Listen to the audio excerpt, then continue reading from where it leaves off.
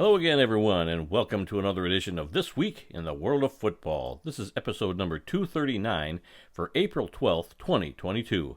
I'm your host, Randy Snow. Today we're going to talk about the sudden death of NFL quarterback Dwayne Haskins, as well as the XFL unveiling a new logo, and the very next day getting a cease and desist letter on it. We also have some indoor football scores to share with you.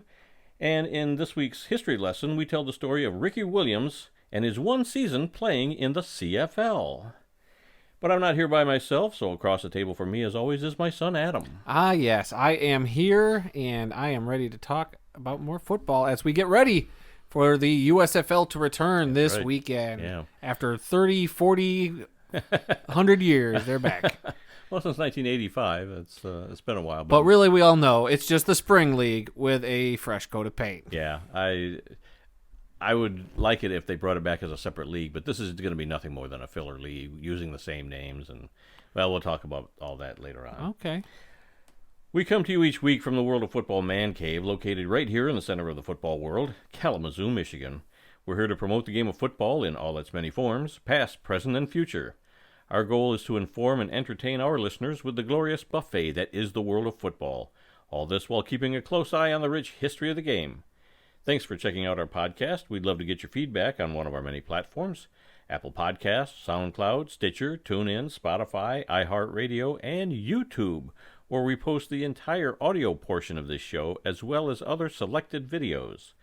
So let's begin today's show with Adam and the World of Football scoreboard. That's right. It's week 5 of the Indoor Football League, and we had games on Friday night, Saturday night, and a game on Sunday. And we start on Friday. We had a doubleheader there.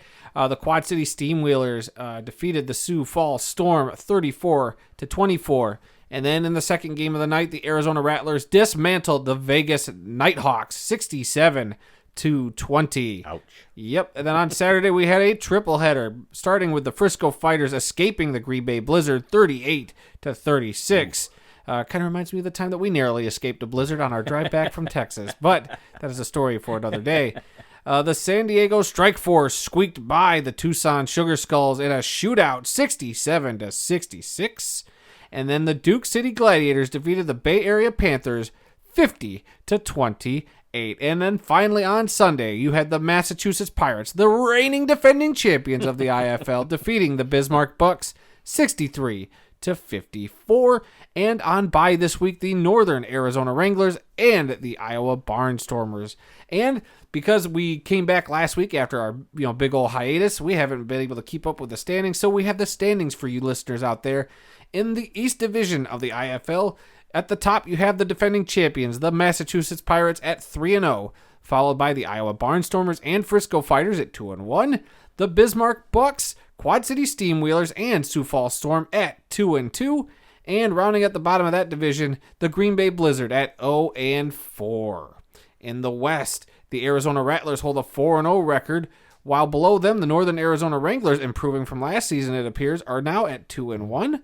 Below them, the Vegas Nighthawks sit at 2-2, the Tucson Sugar Skulls at 1-1, the Bay Area Panthers at 1-3, as well as the Duke City Gladiators and San Diego Strike Force with a 1-3 record also. And that rounds out the standings in the Indoor Football League. And now I guess we're going to throw it over to Randy, who's going to cover Champions Indoor Football for us. Yes, this was also week 5 for Champions Indoor Football. On Saturday, the Southwest Kansas Storm defeated the Topeka Tropics by the score of 59-24. Also on Saturday, the Sioux City Bandits defeated the Rapid City Marshals 45-28. And on Sunday, it was the Billings Outlaws over the Salina Liberty 45-34. Now, there was a fourth game on the schedule, but it was not. They didn't have a score anywhere that I could find. I went to the internet, looked at a couple other different sites. If I got to chase it down that much, it's not worth it. But the Omaha Beef were supposed to host the Wyoming Mustangs, and I did not see a score anywhere earlier today when I checked their website. In fact, all the scores from Saturday and Sunday did not show up until today, Tuesday, on their website, which is a little disappointing. You want these leagues to get their scores out there so people can see them. If you want to be taken as a legitimate league, get your information director to get these things out there in a timely manner. So I don't know what happened with that game. I don't know if it was canceled. I don't know if they just didn't report it to the league office or what. But there was no score between Omaha and Wyoming. It looks like, as I'm quickly, rapid-firely looking for some sort of articles, there is an article saying players are not to blame for the Mustangs' 0-3 start to league play. This was an article posted by the Gillette News Record 7 hours ago, and it appears they fell to the, let's see, as the article points it out, the CIF's defending champions, the Omaha Beef, after one formal practice, they were talking to one player, and after one practice with his new team, the Mustangs lost 82-34. Well, I thought that was they played this team 2 weeks in a row. Is that what and happened? that might have been the score from last week because I did find last week's score and I thought that was this week's, but they played them like back to back in two weeks in a row. So I don't know if one was on the road, one was at home. As far as I can tell, they're saying that their record for the Mustangs currently, because it's different than the one you have coming up here. The Mustangs are 0-4, 0-3. I don't know why they have two separate records on this article. And they will return to play for another game this weekend. They will host Rapid City. So I assume that's from this week because Mustangs dropped to Omaha 56-40. That might have been last week's. No, last week it was 82 to something. So maybe that was the new Maybe score. that's this week's. See, that's what's confusing about some of these smaller leagues when you can't put out your stuff, and we got to start digging like this and be researchers. Well, I mean, you're technically a researcher. I'm not. I'm just a humble know-it-all that somehow got his way onto a podcast. Like I said, I looked yesterday on Monday for the weekend scores from the CIF, and I found nothing on their website. So I looked again today, gave them one last chance, and there were 3 out of 4 scores on their website. So I wasn't going to look any farther. If they want a better team, at least I could get paid to just put a website into. Or score into a website. Right. All you got to do, hey, have whoever at the game call me up, send me a text message. I'll put it into a website right away. Yeah. Come on now. I mean, it's not that difficult. If a game gets canceled, the league office should put out a press release saying, due to whatever circumstances, this game was canceled this week. We apologize, blah, blah, blah, all that stuff. But anyway, these were the standings from their website earlier today that I got. The Sioux City Bandits are at the top of the standings with a 3-0 record. Southwest Kansas Storm at 2-1. Omaha Beef 2-1, Salina Liberty 2-1, Rapid City Marshals and Billings Outlaws at 1-1, Wyoming Mustangs at 0-2, and the Topeka Tropics at 0-4. That comes from their website earlier today. Okay. And that's it for the scoreboard this week. An inaccurate standings, I would almost assume, with if what's being reported by the Wyoming Mustangs. But whatever. Yeah. We're moving on. Yep. All right, let's move on to some NFL news. The big story was the sudden death of Dwayne Haskins. Passing of Dwayne Haskins. That was. I didn't believe it at first. I was like, really? The dude's only 24. Like, what could have happened? And oh boy, it's a sad story. Yeah, well, this is the obituary that we have for this week. Dwayne Haskins, an up-and-coming quarterback in the NFL, dies at the age of 24. Haskins was hit by a dump truck while walking along Interstate 595 near Fort Lauderdale, Florida, in the early morning hours. Haskins played college football at Ohio State and was selected with the 15th overall pick in the 2019 NFL Draft by the Washington Redskins. He played 2 seasons in Washington and then signed with the Pittsburgh Steelers in 2021. Haskins was in Florida working out with Steelers quarterbacks, running backs, and wide receivers. He was third in Heisman Trophy voting in 2018. Also in 2018, he set Big Ten records for passing yards, touchdown passes, and total yardage. OSU plans to honor him during their spring game this Saturday in Columbus. So yeah, very shocking news, and man, it definitely shook up the football world there. And for better or worse, there was some controversy. A couple guys, I know one guy phrased something in a way that probably shouldn't have been phrased, and then a former Hall of Famer, the guy for the Cowboys, came out and said some stuff that was not very nice, not very thoughtful. I didn't hear any of that. Gil Brandt, is that his name? Yeah. Gil Brandt. He came out and said some stuff that I was definitely not a fan of. So, well, my question is, why was he walking along the highway in the early morning hours? I mean, was it near his hotel? Did somebody say he ran out? I thought somebody said he ran out of gas. Yeah. Did he have a car that broke down? I've not heard that yet. Here it is a day or so later, and I've not heard that he was walking down the road because his car ran out of gas or he had car trouble, nothing like that. But then he tried to cross the highway, and got hit while he was trying to cross the highway. So there's still a lot we don't know. It's just happened within the last day or so. And so this was on what, Saturday this happened? Yes, it Friday was or Saturday. So yeah, it's Tuesday already, and still we don't have a whole lot of facts about it. yeah, I'm sure that'll all come out at some point, and it was just sad to hear, because I mean, say what you will about the guy's short playing career. I mean, yes, he bounced from Washington to Pittsburgh. From all accounts, he's a great guy. You know, I think he had a wife and a daughter. He's unfortunately left behind, and it's just, you know, you hate seeing this with a young guy who's got years ahead of him to develop, and you know, you don't know how good he could have been. Yeah, we don't know. I think he kind of got a bad circumstance there in Washington. Say what you will about how you feel where he should have been drafted. That's neither here nor there. But okay, he got picked. And I don't know if Washington did him any favors in helping him develop or not. And he went to Pittsburgh, where it sounds like they loved him. And with Ben Roethlisberger retiring this past season, it sounded like Haskins had a legitimate shot at maybe getting some redemption and becoming a starting NFL quarterback again, which would have been a great story. I was actually kind of excited to see if Haskins could, you know, improve, because he was so good at Ohio State. And to see him wasted in Washington and then go to a team like Pittsburgh, which obviously needs a quarterback, which I think has got a really solid foundation and culture there already built into it, that, you know, I thought this could be a year like, hey, maybe Dwayne Haskins will surprise us, and you know, and it's unfortunate. We're never going to know. Well, I guess he was just a practice squad player last year, and I think he was only activated. I think at the point where he was signed, they had him on the practice squad. But I was anticipating him this year putting his name in the hat for being a Pittsburgh starting quarterback at some point this season. Well, he was a sophomore when he got drafted. He only played 2 seasons, but he did phenomenal at Ohio State. I mean, being from Michigan, we're very in tune with what's going on in the Big Ten, so we were very familiar with Dwayne Haskins tearing it up down there in Columbus. But some people said that maybe he shouldn't have been drafted as high as he was. I guess the coaches and scouting staff in Washington really didn't want him, but from what I understand, I read that Daniel Snyder wanted him really bad. So you know, he just basically said, "That's who I want, so go out and get him." And so I don't know if there was some resentment, you know, from the coaching staff on, you know, having this guy in the mix or what. But yeah, it's sad. It's very, very sad that you know, whatever the circumstances were, the fact that he was killed crossing a highway early in the morning. Yeah. Not even 25 yet. He's going to turn 25. Oh, I know. It was a couple weeks. Yeah, in a couple weeks. His birthday was in a couple weeks. So, yeah, 24 years old, and had his whole life ahead of him. Yeah, whole life ahead of him. Man, oh man. Yep. Like, and that's what, maybe another good 10 years of football, maybe. Yeah. And then he had other stuff he could have done. Like that's what's so tragic about this too. Is everybody thinks like of the sports aspect of it. It's like there's more than the sports aspect. He could have done so much else with his life too. I mean, young daughter he could have was, you know, raising. So I think it was a daughter.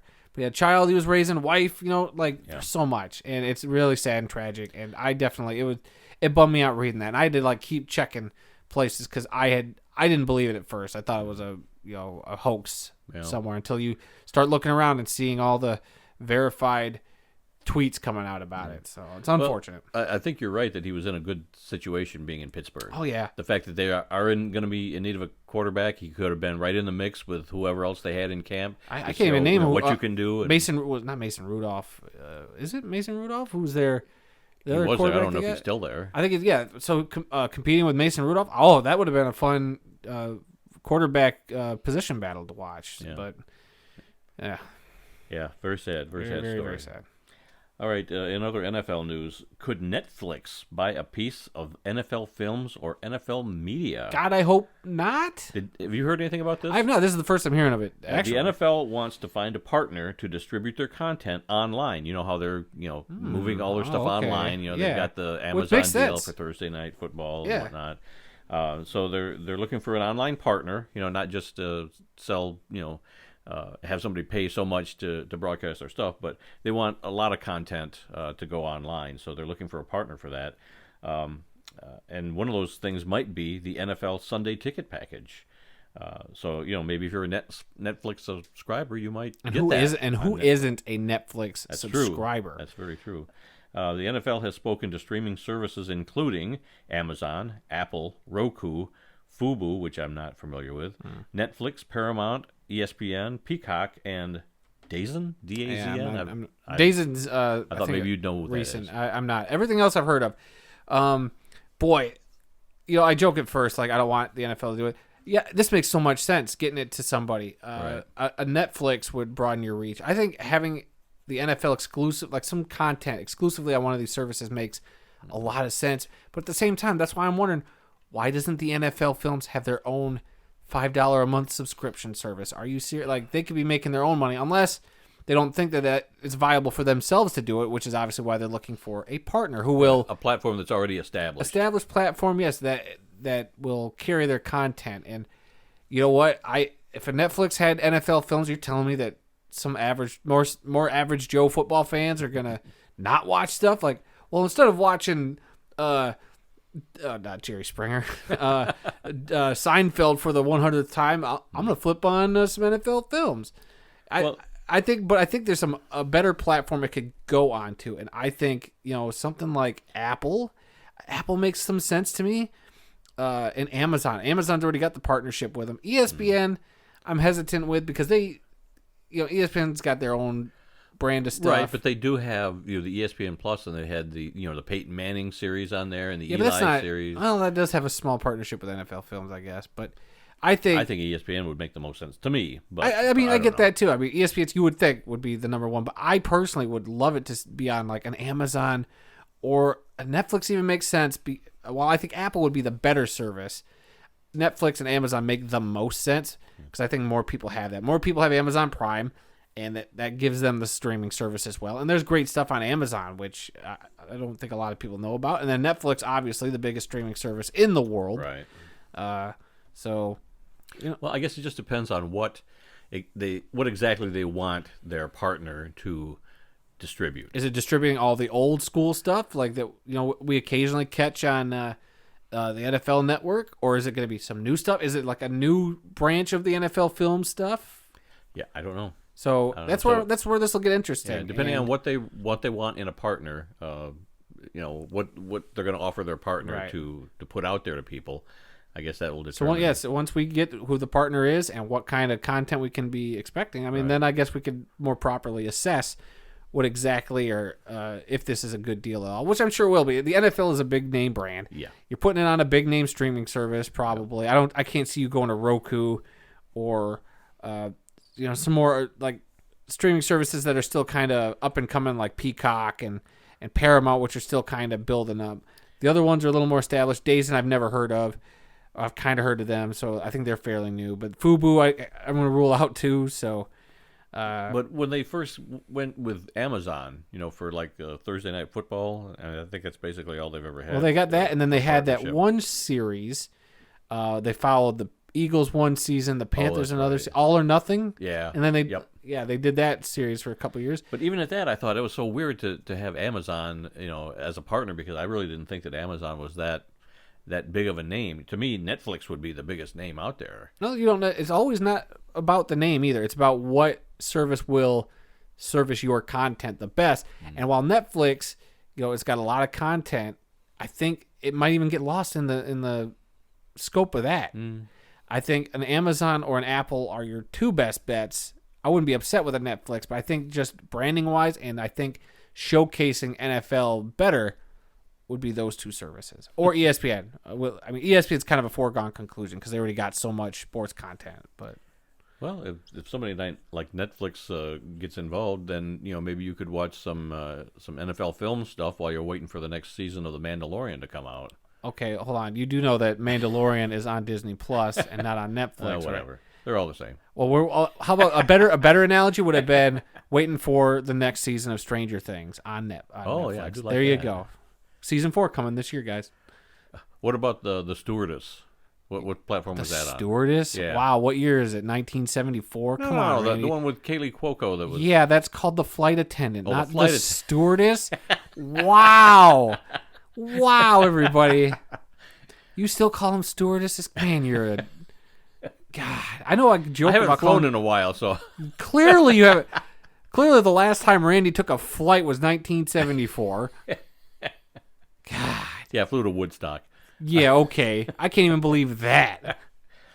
But no, If you go to Woodstock, you go in a van with a big tie-dye bumper on, well, not bumper, what is that? The thing that goes over the wheel on the back of your van. Oh, yeah, the spare tire. Yeah, color. you put a big tie-dye colored peace sign on that, and then you drive that way. You don't fly to Woodstock. Come on, Randy. Do they even have an airport near there? I have no idea, but all I know is this bit better end up in the clip show or whatever.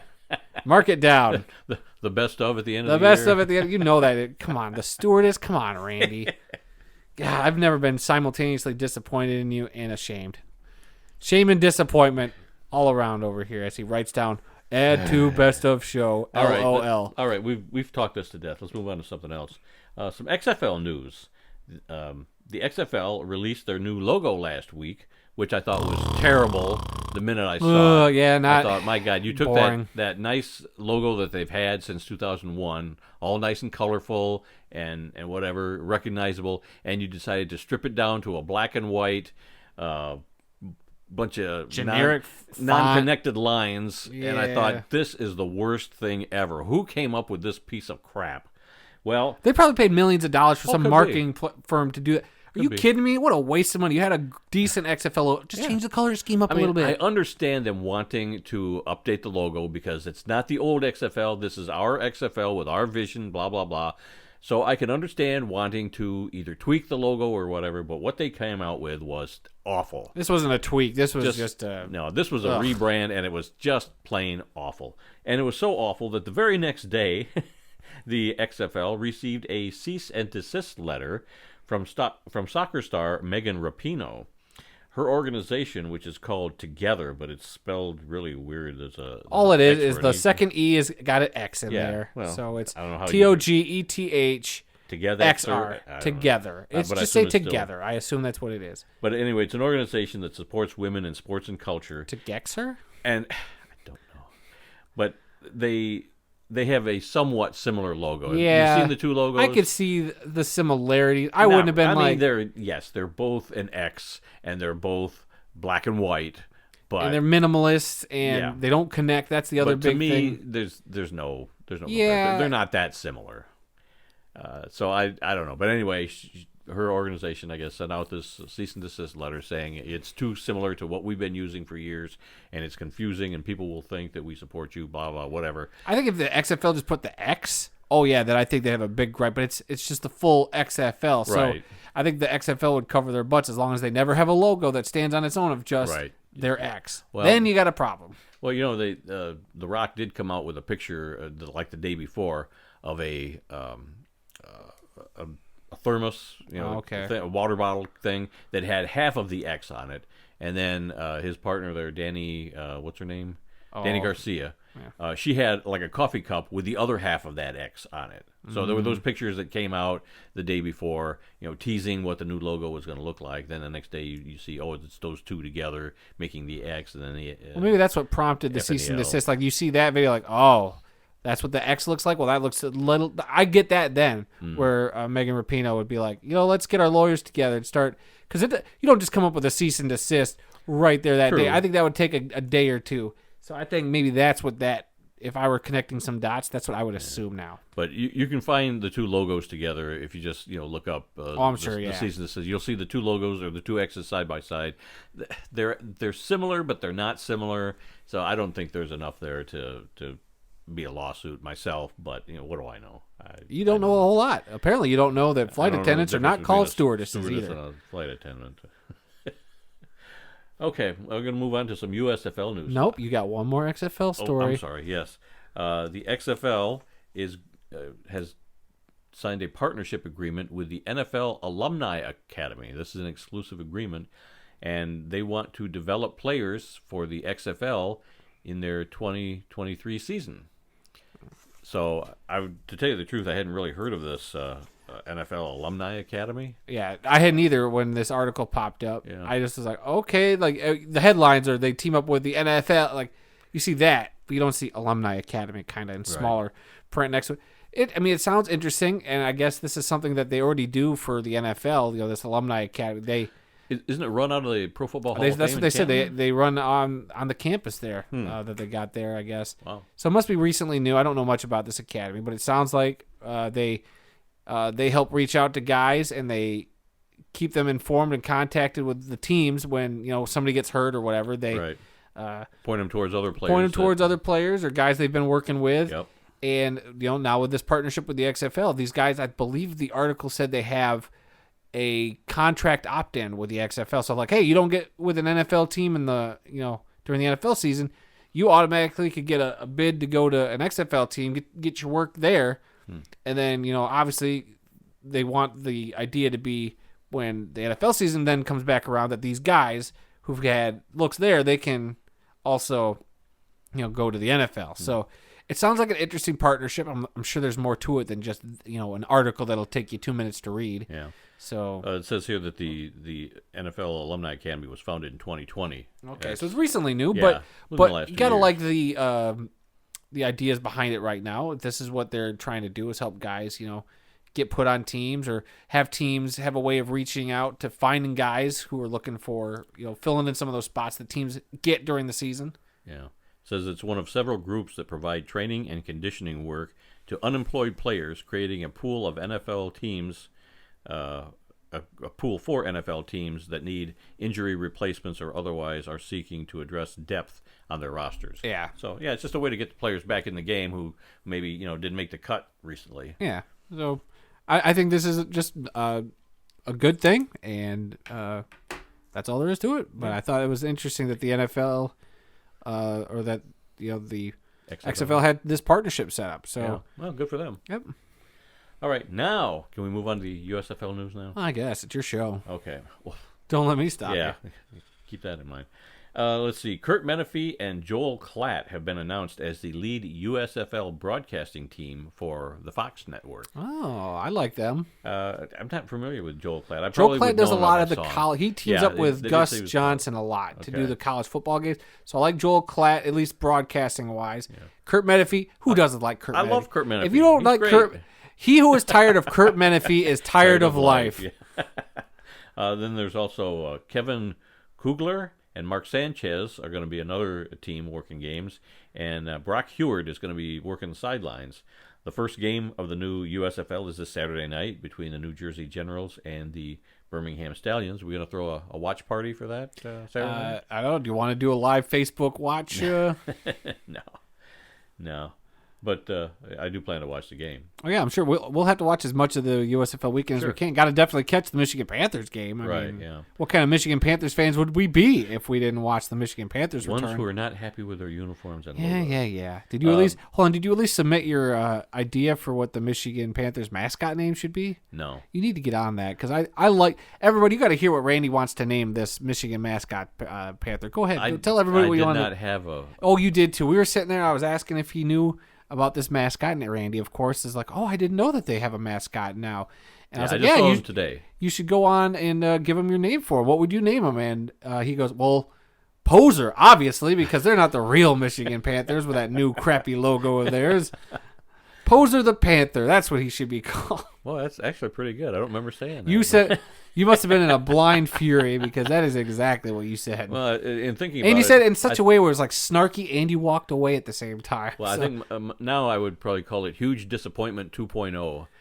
I don't think that would fit on the back of the jersey. But I just saw they had several of the new mascots. I haven't seen any other ones besides the Panthers. I was going to repost them. Maybe I'll do that after this. But I saw one for the Generals and several. Please tell me it's teams. the Insurance General. Please. No. No.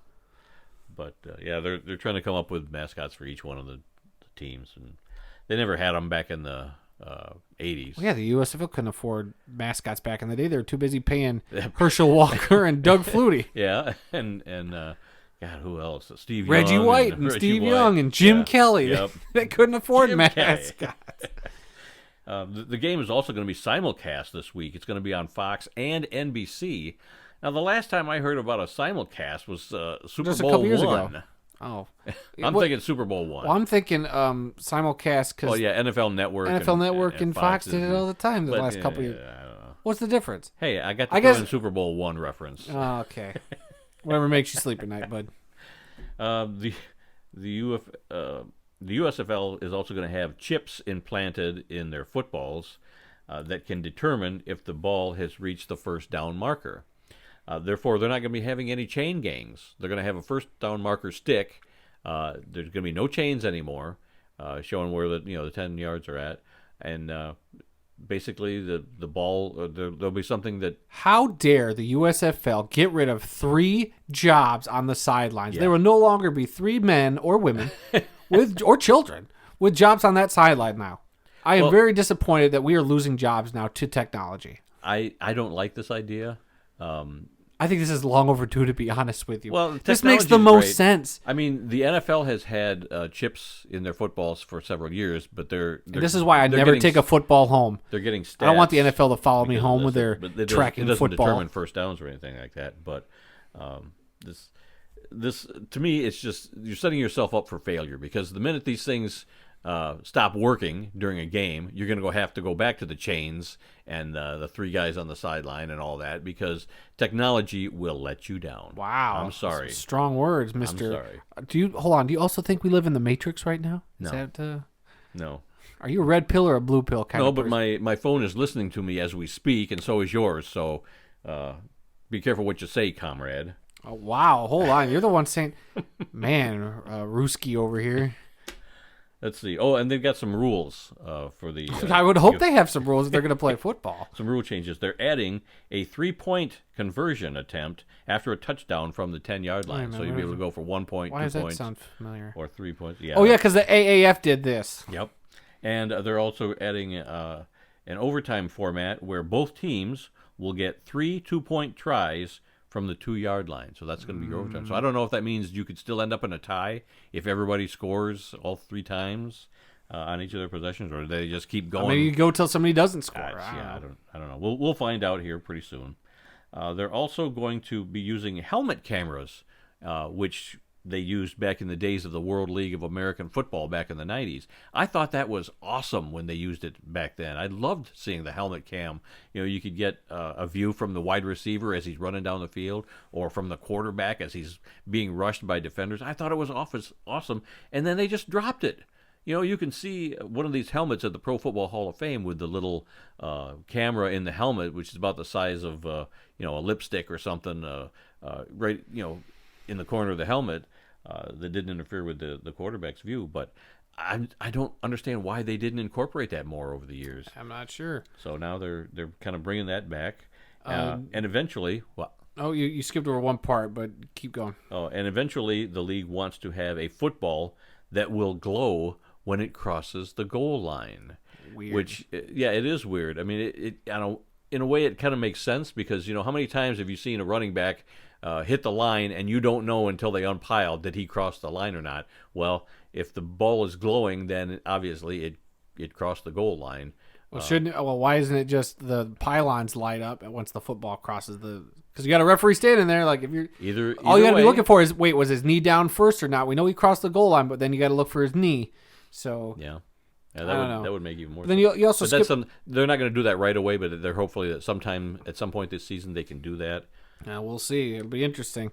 But yeah, you skipped over also the onside kick rule where the offense has to convert a 4th and 12. Right. Which we saw again from the AAF. So. Yeah, I thought that was familiar also. So they're trying out a few things. Some of the things that kind of worked and others that maybe didn't. They didn't say anything about kickoffs, so I don't know if they have anything. But we'll all find out this weekend It'll be an interesting experience. I look forward to it. Yeah, I do want to see what they're going to do. I just don't like the idea of bringing too much technology to the game, because, like I said, technology will let you down at the worst possible time, and you're going to have to go back to the old way of doing things. And so I just say keep it simple. Let's see. And there's also that lawsuit hanging out there from the former USFL owners over the logos and colors and all that for the bringing back these teams. But that, I guess, is supposed to kick off in court next week. So they're going to get through this weekend, and then they might receive a cease and desist order after Wouldn't that. be the first time a spring league ended its season short of a championship game. Who knows? God, especially the last 2 spring leagues we've had never finished a full season. Well, that was coronavirus. Well, coronavirus killed the XFL, Yep. and then hubris killed the AAF. Well, that and not being honest with their money. Yeah. Yeah. Well, that was the one guy that was supposed to invest a whole bunch of money, and at the last minute he said, "No, I'm not going to invest," and they just couldn't afford to continue anymore. Oh well. Hey, Steve Spurrier still got his championship ring. That's all that matters. Yep. All right. One thing we forgot to talk about last week, or at least I forgot to talk about this, was a couple of graves that I went to see while we were off. I went to go visit the grave of George Jewett in Ann Arbor, and his name is now on the George Jewett Trophy, which is a new annual rivalry game trophy between Michigan and Northwestern. I found his grave in a cemetery in Ann Arbor, and it's the same cemetery that has Bo Schembechler, Fielding Yost, Bob Ufer, and Peter Elliott. Peter Elliott, who, by the way, was the president of the Pro Football Hall of Fame for many years. And I'd been to that cemetery before to see those other four graves, but in the last year, with the George Jewett Award, I wanted to visit his grave too, so I went over there, found his grave, and got some pictures with that. And then before that, about a week before that, I went back to South Bend, Indiana, where years ago we went to go visit the grave of Newt Rockne. In fact, that was the very first grave we ever went to go visit. And now I found out that a gentleman by the name of George Strickler is also buried there. And George Strickler was a young man who worked for Newt Rockne and who was instrumental in getting the picture taken, the famous Four Horsemen picture on horseback. Mm-hmm. He was instrumental in getting that picture taken. And then he went on to be the longtime sports editor of the Chicago Tribune. And another gentleman by the name of Gus Cefelli, who played for the Lions and for the Packers. And he went on to be a judge. And there was a great story about him. One time a guy in his courtroom pulled out a gun and was upset because the lawsuit that he had brought got dismissed, and he was very angry. And I guess Cefelli jumped over his bench from where he was judging the case and tackled the guy and held him until the guards could come and subdue him and arrest him. So that's what you get when your judge is an ex-football player. So anyway, Gus Cefelli and George Strickler in the grave or in the cemetery in South Bend. So yeah, more graves coming. I'm not sure when or where just yet, but I always enjoy finding the final resting place of a lot of these individuals. All right, Arena Football TV on YouTube. They posted a few games while we were off, and one of them was the 2002 game between the New York Dragons and the Los Angeles Avengers. Mm-hmm. And I was thinking, was that the game that they scored 99 points in? But no, that was against the Carolina Cobras. Yeah, they already posted that game. And that was 2001, so yeah. But yeah, another great game from 2001 on Arena Football TV on YouTube. All right, today's birthday, April 12th. Wide receiver Glenn Bass turns 83 years old today. He played his college football at East Carolina University. He was selected in the 5th round of the 1961 NFL Draft by the St. Louis Cardinals, and he was also selected in the 23rd round of the 1961 AFL Draft by the San Diego Chargers. He went with the Chargers, and after training camp, they wanted to put him on the... Well, they didn't have a spot for him, and they wanted to put him on... injured reserve, and he didn't want that, so he asked him to put him on waivers, and within 24 hours the Buffalo Bills picked him up, and he played for the Buffalo Bills from 1961 to 1966, and he played with the Houston Oilers from 67 to 68. He won back-to-back AFL titles with the Bills in 64 and 65, and the reason I'm bringing him up today is because I actually interviewed him a few months ago for an upcoming Pro Football Researchers Association book that's going to be on the 1964 Buffalo Bills. Yeah. And he's a great guy. I've not met him in person. We've spoken on the phone a few times. Got my article submitted for the book that'll be coming out in a couple of years. But yeah, I would love to go down and meet Mr. Bass. In fact, I tried to call him today to wish him happy birthday, but I waited too long. He usually spends his afternoons on the golf course. And so if I don't catch him by 9, 10 o'clock in the morning, he's out for the day. So I'll try him later on tonight. But happy birthday to Glenn Bass, yes, wide happy receiver birthday, sir. in the AFL. All right, we do have a couple other obituaries to talk about today. This is where we take a moment and honor those who've made the world of football a better place. The first one is Doug Sutherland, a defensive lineman in the NFL for 12 seasons. He's passed away at the age of 73. Sutherland played college football at Wisconsin Superior and was selected in the 14th round of the 1970 NFL Draft by the New Orleans Saints. He played in New Orleans for just one season and was then traded to the Minnesota Vikings, where he played for 10 seasons from 1971 to 1980. He played in 3 Super Bowls with the Vikings before finishing his playing career with the Seattle Seahawks in 1981. Our second and final obituary today is that of Rayfield Big Cat Wright. A Hall of Fame offensive tackle in the NFL for 13 seasons has passed away at the age of 76.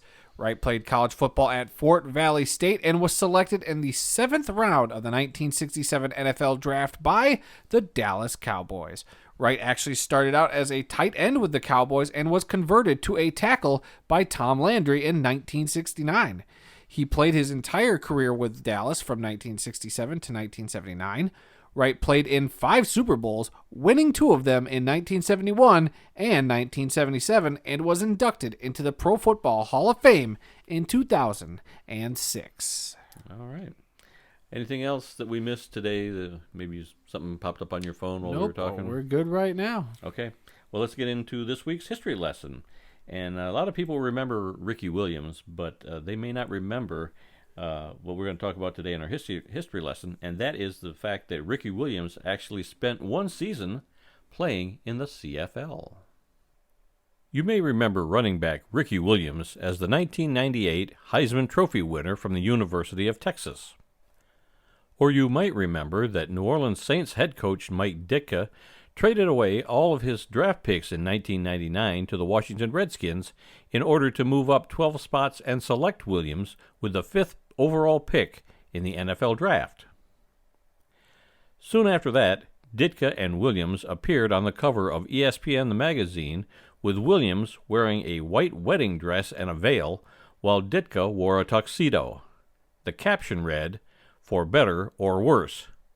Who could forget that? But in the middle of his 11-season NFL career, some might not remember that Williams spent one season playing in the Canadian Football League. Williams played in New Orleans for 3 seasons from 1999 to 2001. In 2002, he was traded to the Miami Dolphins and had the best season of his career. He ran the ball 383 times for 1,853 yards and 16 touchdowns. Following the 2003 season, Williams failed a drug test and was facing a 4-game suspension, so he abruptly retired just before the start of the 2004 season. He returned to the Dolphins in 2005, but not before serving that 4-game suspension and paying back a portion of his signing bonus to the team. Williams failed yet another drug test and was suspended by the NFL for the entire 2006 season. That's when he signed a 1-year contract to play in the CFL for the Toronto Argonauts. The Dolphins and the NFL were not happy about this because, even though he was suspended, he was still under contract to the Dolphins.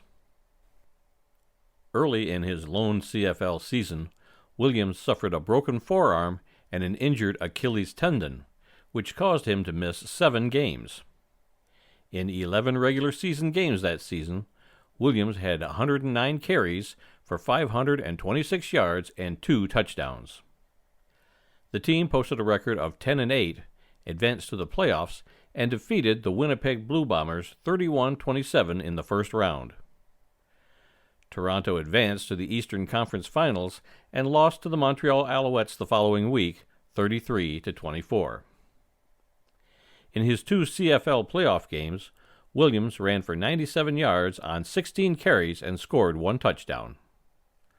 The league wanted to stay out of trouble with the NFL, so just before the 2006 Grey Cup game, the CFL announced that it would no longer sign NFL players who were under suspension.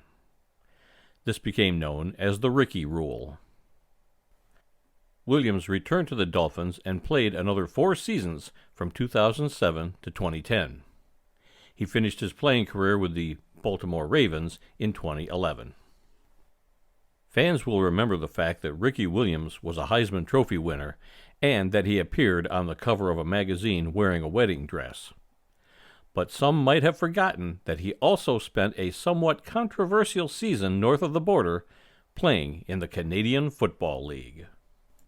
Yeah, I'm very familiar with him going up to the CFL. Yeah, I remember it very plainly. Yeah, we were following this, obviously being CFL fans, and it was on ESPN at one point. They even covered it.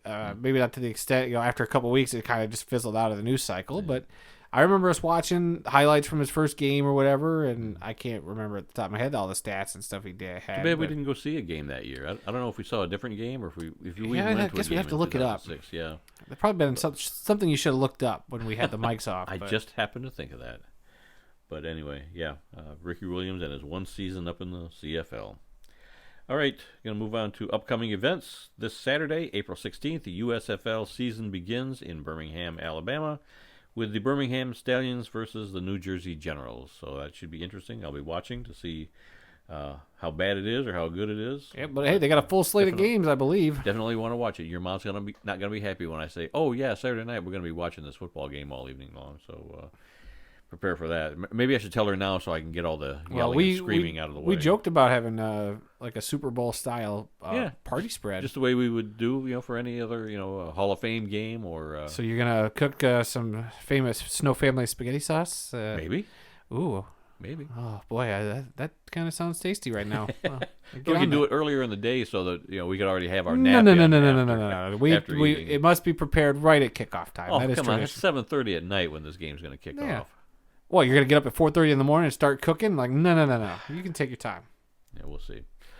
Saturday, April 23rd, the National Arena League season begins.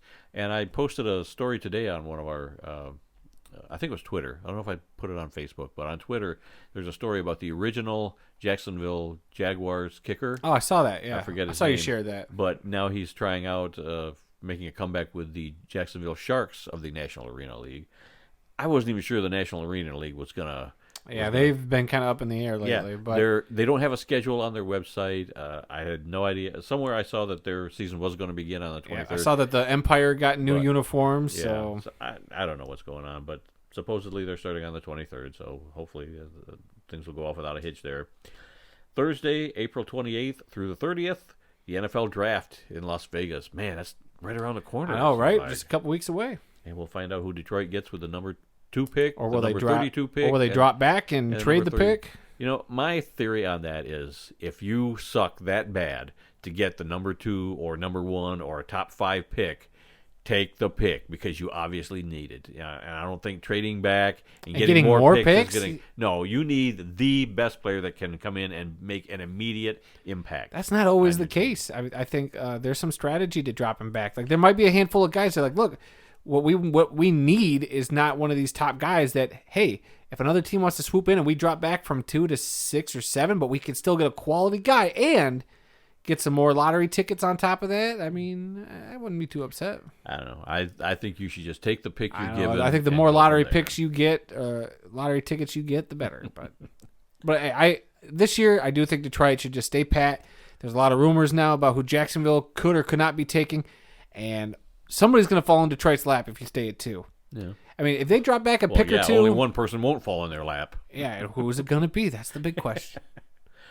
Tuesday, May 3rd, the CFL draft is going to take place with a lot less hoopla than the NFL draft. Oh, it usually does. But, yeah, that's just a conference call between the teams with some TV coverage on one of the Canadian networks. But the number 1 pick in the CFL draft is held by the Edmonton Elks this year. Thursday, June 9th. Hold on. No. You're not jumping straight to June. You got one more May date to talk about. On Tuesday, May 17th, will be the greatest show in the podcast's history as myself and my brother will host the show in lieu of Randy's absence because he's taking a vacation. Again. 2 vacations in 1 year from this podcast. Something fishy's going on over there. So be prepared, everybody. You're going to do that, huh? Oh, we're going to do it. It's going to be the greatest show we've ever had. Please. There will be skits. There will be... Probably something's going to catch on fire. I don't know what or who. But I won't be here to defend myself is the way I see it. And that too. This might be it'll be the roast of Randy Snow. Mark your calendars, everybody. Oh, jeez. Yeah, I'm not looking forward to that. I am. I think our listeners are too. As I said, yeah, both of them. As I said, June 9th, the CFL regular season begins. That's going to be a game between Montreal and Calgary. And finally, on our rundown calendar here, it's Thursday, August 4th, the Pro Football Hall of Fame game in Canton, Jacksonville Jaguars versus the Las Vegas Raiders. My gosh, we're getting so close to the NFL season and the CFL season. Calm down. USFL. 4 months away from the NFL. Hey, it's going to go preseason. fast because once the warm weather gets here, it goes fast. Winter walks and summer flies. That's true. But we've got a gorgeous day here today. I mean, it's 70 degrees. Oh, so great today. Sunshine, no rain in sight. It was really nice yesterday, too. Gosh. And this is like the third time we've had 70-degree temperatures. And they've been followed by, a few days later, snow on the ground. Yeah, so who knows what's going to happen there. That's Michigan weather for you. Jeez. All right. Anything else before we bring the show to an end? Nope, nothing on my end. Okay. Well, that's all the time we've got for this week. If you learned something during this podcast about the incredible amount of diversity that exists in the world of football, then we have done our job. Visit our website at theworldoffootball.com for news, links, upcoming events, videos, and more. Our email address is info@theworldoffootball.com, and you can also find articles on those graves that I talked about earlier. Go to theworldoffootball.com and click on the link that says My Articles on the left-hand side. Yep, till we can start getting up the video versions of these, so you won't have to write any articles. It'll just be a nice, fun Randy doing his best PBS-style travel videos of traveling to graves. We can't wait. We're still trying to figure out the logistics of how we're going to do this, but hey, we got all summer to figure out how we're going to do Have Grave, Will Travel, hosted by Randy Snow. It'll be a grave situation. Ooh, is that the sub? That's a long title. We got to work on that. Anyway, you can like the World of Football on Facebook at TWOF Kalamazoo. You can also follow our Twitter account, which is at TWOF Kalamazoo as well. New episodes of this podcast are posted on Tuesdays and are available on SoundCloud, Apple Podcasts, Stitcher, TuneIn, Spotify, iHeartRadio, and YouTube. Our YouTube channel is The World of Football Kalamazoo.